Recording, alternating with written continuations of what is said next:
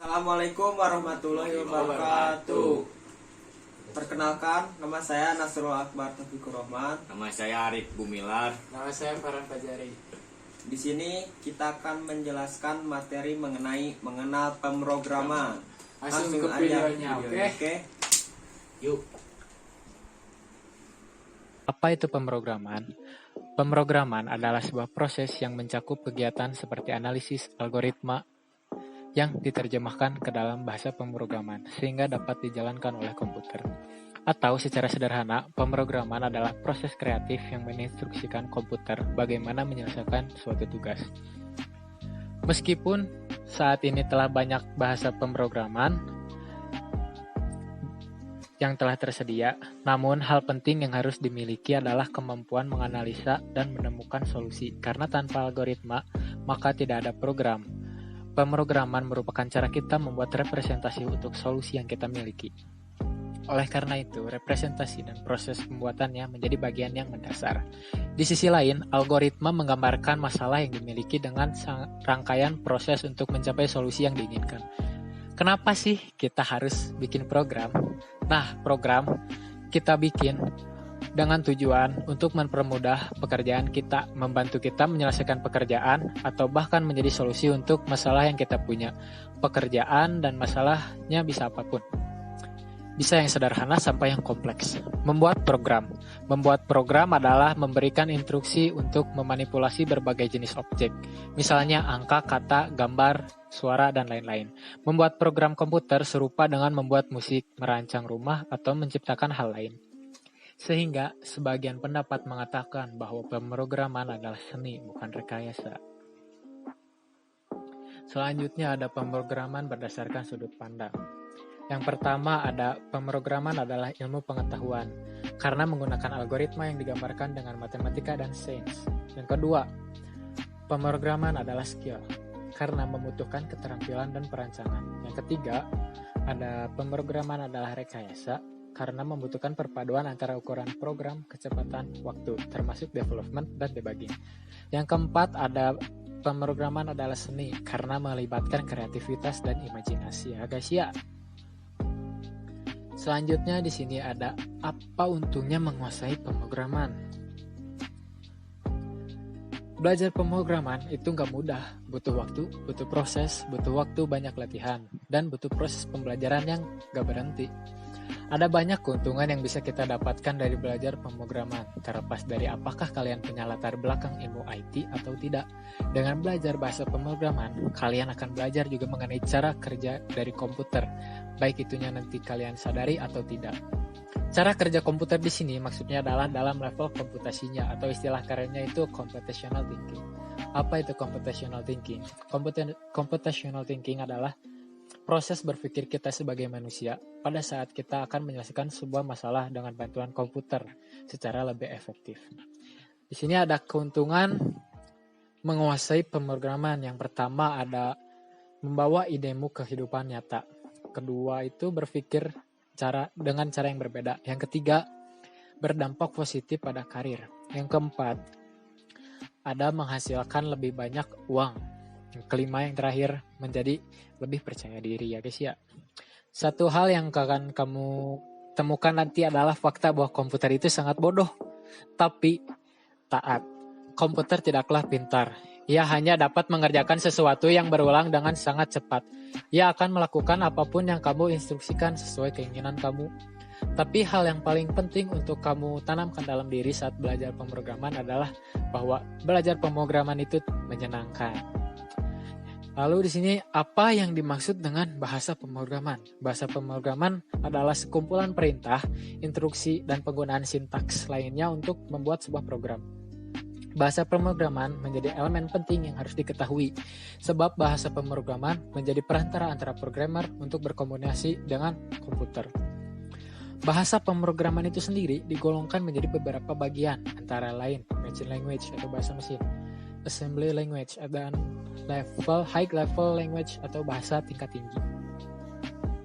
Di sini ada macam-macam bahasa pemrograman. Yang pertama ada machine language, yaitu bahasa yang dapat dipahami oleh komputer secara langsung. Lalu ada high level language, yaitu bahasa pemrograman yang lebih dekat ke bahasa manusia dibanding bahasa pemrograman tingkat rendah, sehingga lebih mudah dipelajari, ditulis, dan dibaca ulang. Lalu ada assembly language. Assembly language atau bahasa assembly adalah bahasa pemrograman tingkat rendah atau low level language yang dapat digunakan oleh programmer untuk menuliskan instruksi pada komputer. Umumnya orang-orang yang baru mau belajar pemrograman akan dihadapkan pada pertanyaan, bahasa pemrograman apa sih yang harus dipelajari pertama kali? Kalian ada referensi bahasa pemrograman ya. Yang pertama itu ada Python. Bila kita menimbang dari sudut pandang kemudahan dalam penulisan sintaks, kamu dapat memilih bahasa pemrograman Python. Selain karena Python juga dapat digunakan untuk membuat beragam aplikasi, diantaranya web, desktop, game, mobile Android, dan untuk kebutuhan komputasi berat seperti analisis data dan machine learning. Python juga dapat digunakan untuk memprogram hardware atau microcontroller. Yang kedua di sini ada Java. Bila kamu menyasar pasar enterprise, Java masih cenderung dominan. Java dikenal sangat kuat untuk membuat aplikasi skala besar, seperti ERP dan sistem informasi, dan umumnya digunakan di perusahaan-perusahaan besar. Selain itu juga, Java menjadi bahasa pemrograman utama untuk membangun aplikasi mobile Android. Selanjutnya yang ketiga, ada JavaScript. Bila kita memandang dari sudut pandang tren penggunaan, maka yang paling banyak digunakan sekarang itu adalah JavaScript. Dahulu JavaScript hanya tersedia sebagai bahasa pemrograman di sisi klien. Namun sekarang JavaScript sudah berevolusi dan hadir di berbagai platform. Kamu dapat membuat aplikasi web untuk sisi klien dan server sekaligus, aplikasi desktop, game, dan juga mobile. Yang keempat itu ada PHP. Bila kita menimbang kemudahan infrastruktur, maka PHP masih menjuarai dalahan ini. PHP dipercaya masih menjadi bahasa pemrograman yang paling banyak digunakan di dunia. PHP didesain khusus untuk membuat aplikasi web. Bila kamu menggunakan PHP, kamu tidak akan kesulitan untuk mendapatkan hosting dengan biaya yang sangat terjangkau. Lalu yang terakhir ada bahasa pemrograman C.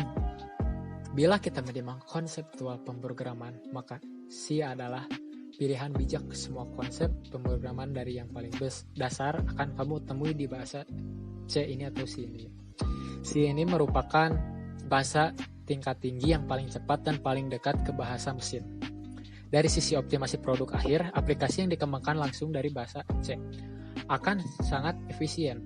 Kampus-kampus IT umumnya menggunakan C untuk mengenalkan pemrograman. Hanya saja untuk mencapai produk akhir, C tidak lebih mudah dibandingkan bahasa yang disebutkan sebelumnya. Kesimpulannya, untuk pilihan yang paling mudah tanpa banyak pertimbangan, saya sarankan untuk mulai belajar pembahasan pemrograman dari JavaScript atau Python.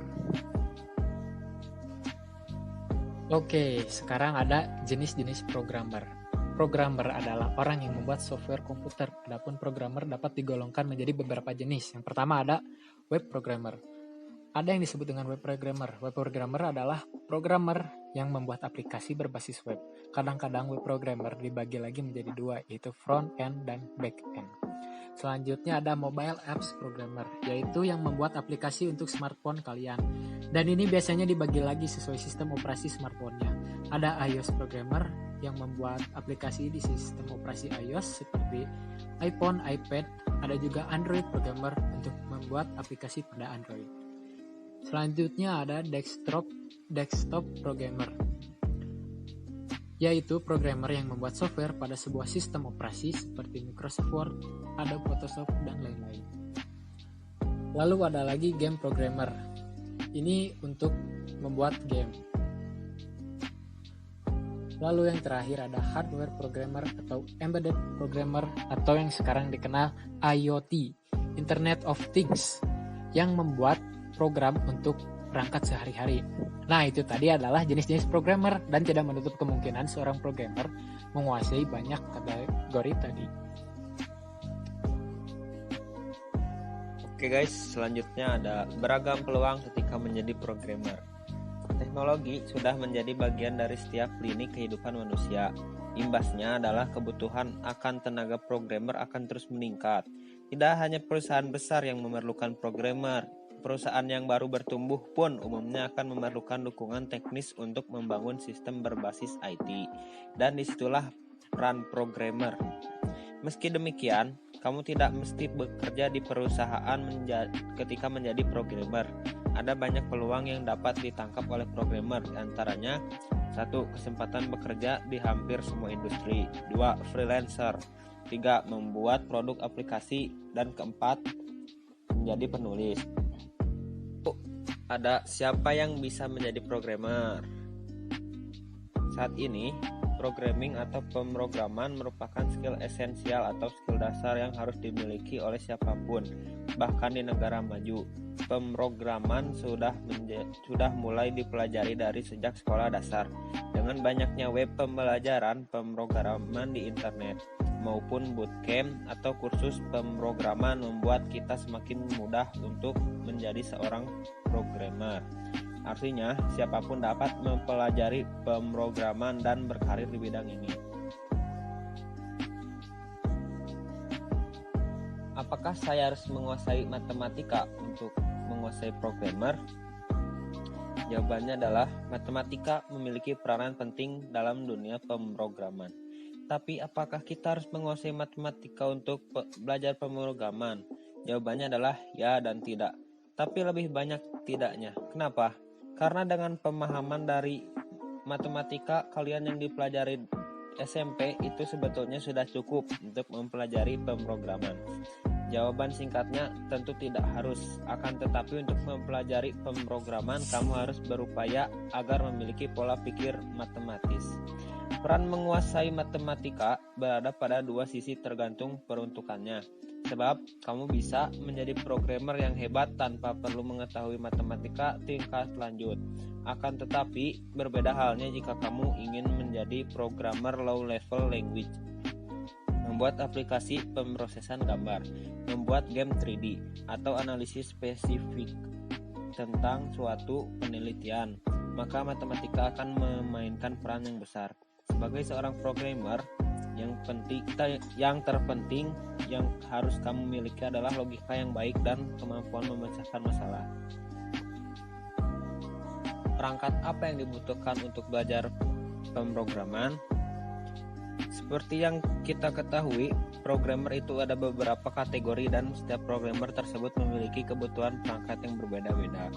Meskipun pada umumnya programmer membutuhkan laptop atau komputer untuk menulis programnya, bila kamu hendak belajar pemrograman web dan kamu memerlukan komputer atau laptop yang terpasang aplikasi pendukung pemrograman web seperti web server, code editor, dan database server, sudah cukup untuk memulai belajar pemrograman.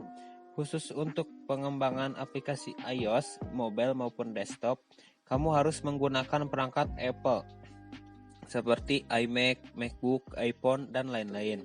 Nah, intinya meskipun ada beberapa perangkat yang membutuhkan spesifikasi yang berbeda, secara umum kita tidak memerlukan perangkat yang canggih untuk mulai menulis sebuah program. Selanjutnya ada istilah-istilah umum dalam pemrograman. Istilah-istilah umum dalam pemrograman. Yang ke-1, bug, sebuah error atau kesalahan yang terdapat dalam sebuah program aplikasi sehingga mengganggu kelancaran penggunaan aplikasi. Debug, proses mencari, menemukan, mengatasi masalah yang terdapat dari sebuah program yang dapat mengganggu kelancaran penggunaan aplikasi tersebut dari berbagai sisi. Ketiga, sintak bisa diartikan sebagai tata bahasanya dalam sebuah bahasa pemrograman. Yang keempat, metode atau function, sebuah kode blok yang dapat digunakan kembali dalam proses tertentu sesuai kebutuhan. Yang kelima, kompilasi dan analisis bahasa pemrograman program komputer yang ditulis source code untuk mengubah komputer bentuk langsung eksekusi dari program kode objek. Yang keenam, compiler, sebuah program komputer yang berguna untuk menerjemahkan program komputer yang ditulis dalam bahasa pemrograman tertentu menjadi program yang ditulis dalam bahasa pemrograman lain. Yang ketujuh, server, suatu sistem komputer yang memiliki layanan khusus berupa penyimpanan data. Yang kedelapan, browser, perangkat lunak yang berfungsi untuk menerima dan menyajikan sumber informasi di internet. 9. Back-end developer, bagian belakang layar dari sebuah website. Bahasa pemrograman untuk back-end development diantaranya adalah PHP, Ruby, Python, dan banyak lainnya. Front-end developer, bagian front-end dari sebuah website adalah bagian yang langsung dilihat oleh user. User juga bisa langsung berinteraksi pada bagian ini. Bagian ini dibangun menggunakan HTML, CSS, dan JavaScript. Full stack developer, seorang programmer yang mampu bekerja sebagai front-end dan back-end sekaligus.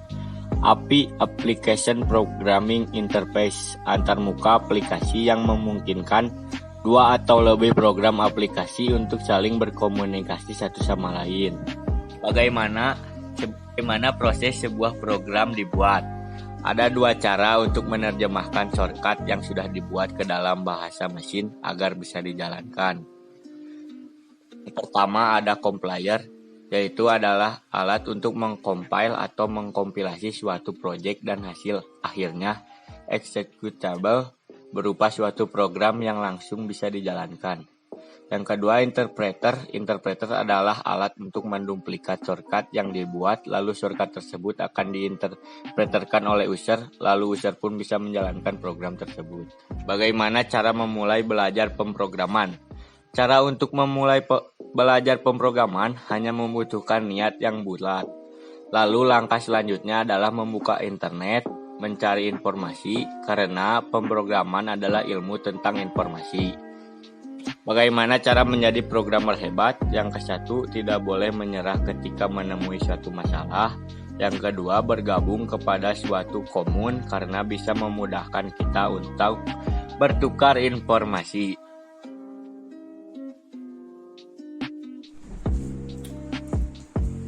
Oke, gimana? Pasti sudah mengerti kan? Ya sudah dong. Nah, Semoga materi tadi bermanfaat untuk kalian yang ingin mempelajari pemrograman, mengenal pemrograman. Mohon maaf bila ada yang kurang jelas dari kami. Jangan lupa di subscribe ya, subscribe, di like, di komen, follow IG kita XI Science 3. Oke, mantap.